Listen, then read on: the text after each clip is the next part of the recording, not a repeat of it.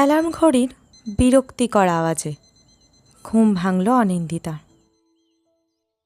চাদর মাথার ওপর টেনে গম্ভীর মুখে বিড়বিড় করল,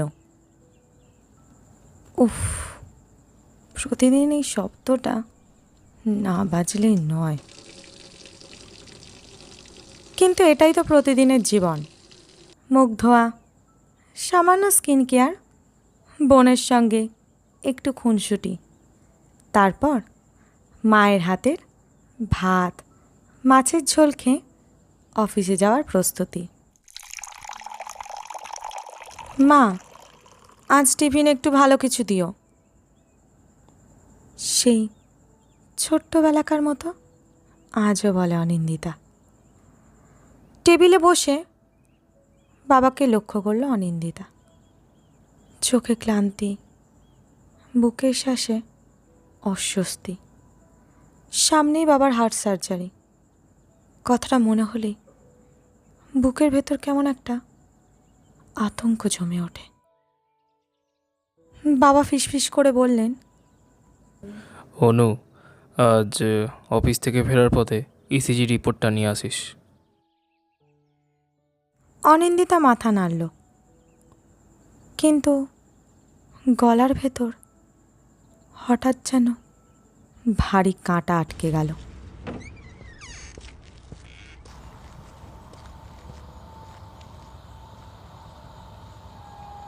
ট্রেনে বসে বাবার কথাই ভাবছিল অনিন্দিতা। বাইরের মেঘলা আকাশ আর অস্বাভাবিক ঠান্ডা হাওয়ায় বুকটা আরও ভারী হয়ে আসছিল। অফিসে ঢুকেই বুঝল আজ যেন সব কিছু একটু অন্যরকম। করিডোরে হাঁটাহাঁটি হচ্ছে ঠিকই, কিন্তু কারো মুখে হাসি নেই। সকালে সেই চেনা হইচই নেই। নীরবতা যেন কেমন জমাট বেঁধে আছে চারপাশে। নিজের কেবিনে ঢুকে কম্পিউটারটা অন করল। হাতে কফির কাপ। ঠিক তখনই ফোনে একটা হোয়াটসঅ্যাপ মেসেজ। স্ক্রিনে ভেসে উঠল ঠাকুমা। কাঁপা হাতে মেসেজটা খুলল অনিন্দিতা। কেমন আছিস অনু? তোকে অনেক দিন পর লিখছি। চোখ বড় বড় হয়ে গেল ওর। ঠাকুমা? ঠাকুমা তো মারা গেছেন 5 বছর আগে। তারপর আসতে লাগলো একের পর এক মেসেজ। দিদা লিখছেন, শেষবার তোকে দেখতে ভীষণ ইচ্ছে হচ্ছিল, তখন তো আর ফোন ছিল না, তাই মরার পর তোকেই প্রথম দেখা দিই। ঠাকুমার আর একটা মেসেজ।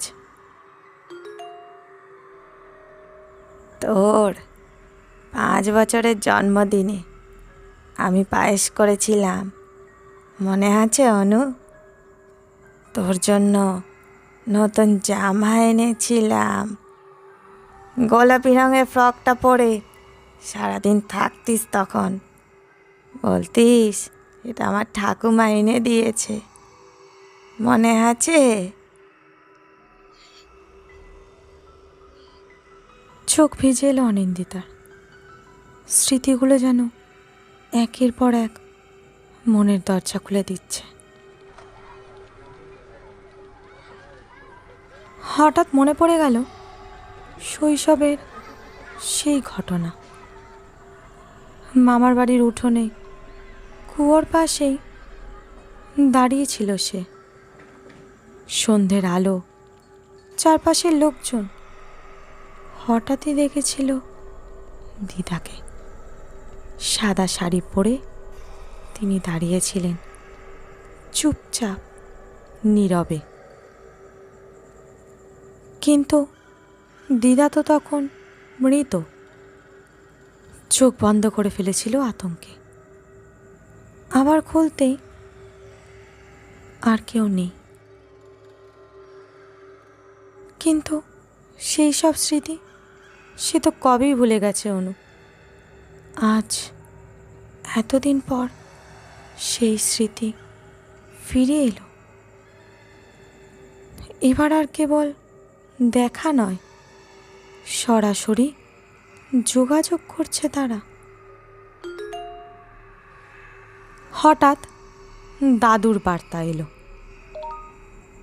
কি রে, আমার কচুরি ফুলুরি খেয়ে আমার নাক টিপে পালিয়ে যেতিস, মনে আছে? সাথে এক গাদা হাসির ইমোজি।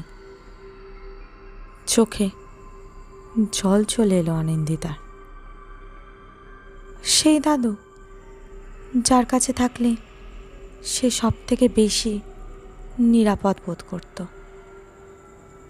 মনে পড়ল সবাই যখন মজা করত, দাদু শুধু অনিন্দিতার পক্ষ নিয়েই কথা বলতেন।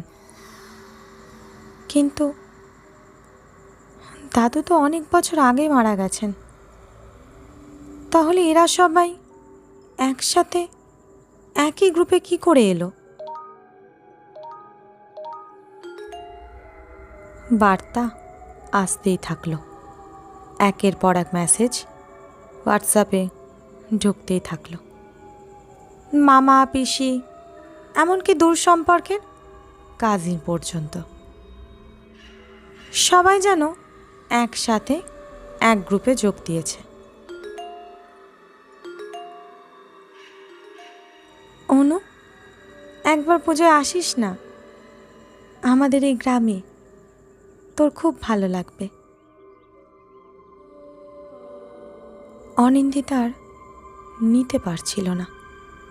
বুকের ভেতর শীতলতা ছড়িয়ে পড়ছিল। ভয় আর ভালো লাগা দুটো মিশে যেন এক অদ্ভুত অনুভূতি।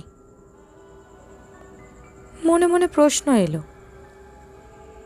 মৃত্যুর পরে কেউ কি সত্যিই যোগাযোগ করতে পারে, নাকি এগুলো নিছক এক নিষ্ঠুর প্রহসন? নেট অফ করে দিল, ফোনটা একপাশে ছুঁড়ে ফেলে দিল। কম্পিউটারের টেবিলে মাথা নামিয়ে বসল সে। দুপুরে অফিস থেকে মেল করে ছুটি নিল।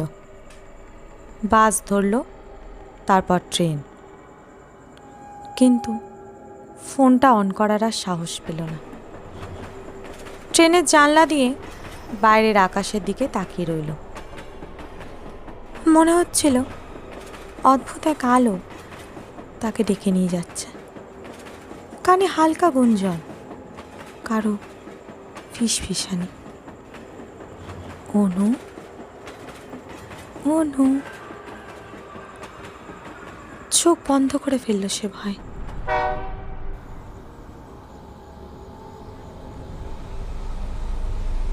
ট্রেন থেকে নেমে বাসে করে বাড়ির কাছাকাছি পৌঁছতে দেখল বাড়ির সামনে অজস্র লোক দাঁড়িয়ে। ভিড় জমেছে, মুখগুলো গম্ভীর, কেউ কিছু বলছে না। হতবাক হয়ে ভেতরে ঢুকল। মায়ের কান্নার আওয়াজ, বোনের হাহাকার, বাবার ফিসফিসানি। অনু, আমার অপারেশনটা এখন কে করবে রে?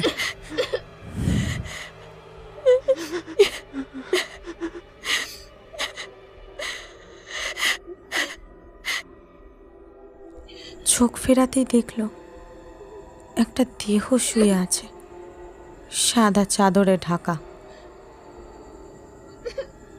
আরেকটা অনিন্দিতা দাঁড়িয়ে দরজার কাছে। অভিক ভেতরে ঢুকলো, তার চোখ লাল, মুখ শুকনো। মৃতদেহটার কাছে গিয়ে হঠাৎ বসে পড়ল। অনিন্দিতার পা আঁকড়ে কাঁদতে শুরু করলো, যেন জীবন্ত লাশের সামনে পড়েছে সে। অনু, তুই আমাকে ছেড়ে গেলি কেন অনু? শরীরটা কেঁপে উঠল অনিন্দিতার। সে কি সত্যি মৃত?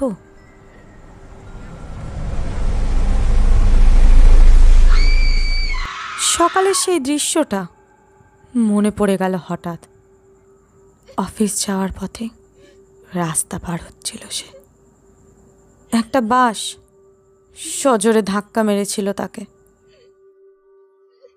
তারপরে দেখেছিল এক অদ্ভুত আলো, কেমন শক্তি, কেমন আকর্ষণ, না চাইলেও টেনে নিয়ে যাচ্ছিল অনিন্দিতাকে। এখন বুঝতে পারল সব কিছু শেষ। মায়ের কান্না, বাবার আরতি, অবিকের ভেঙে পড়া বুক, সব ধীরে ধীরে মিলিয়ে যাচ্ছে কোথায়। চারপাশ সাদা আলোয় ভরে গেল।